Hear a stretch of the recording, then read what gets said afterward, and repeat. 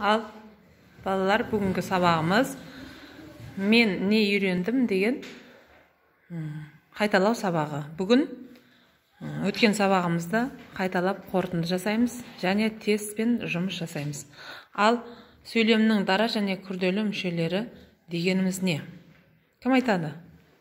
Сөйлем мүшесі бір сөзден де, бірнеше сөзден де жасала береді. Ал дара мүше дегеніміз не? Кім айтады? Ал Гүлназ.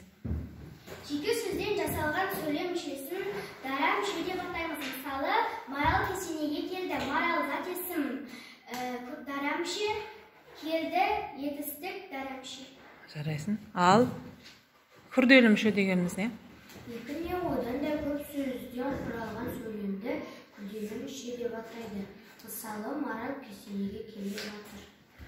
Қай жердегі күрделі мүше қайсы? Кім көмектеседі?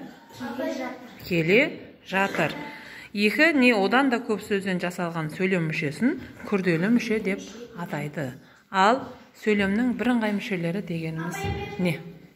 Ал Алия. Сөйлемде бір ғана сұраққа жауап беріп, бірдей тұлғада тұрған сөздерді сөйлемнің бірыңғай мүшелері дейміз. Мысалы, Әсел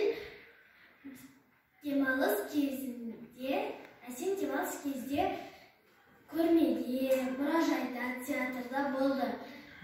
Қайда болды? Театрда. Қайда болды? Мұражайда. Қайда болды? Театрда. Сөйлемде бірыңғай мүшелердің арасына үтір қойылып жазылады. жарайсың.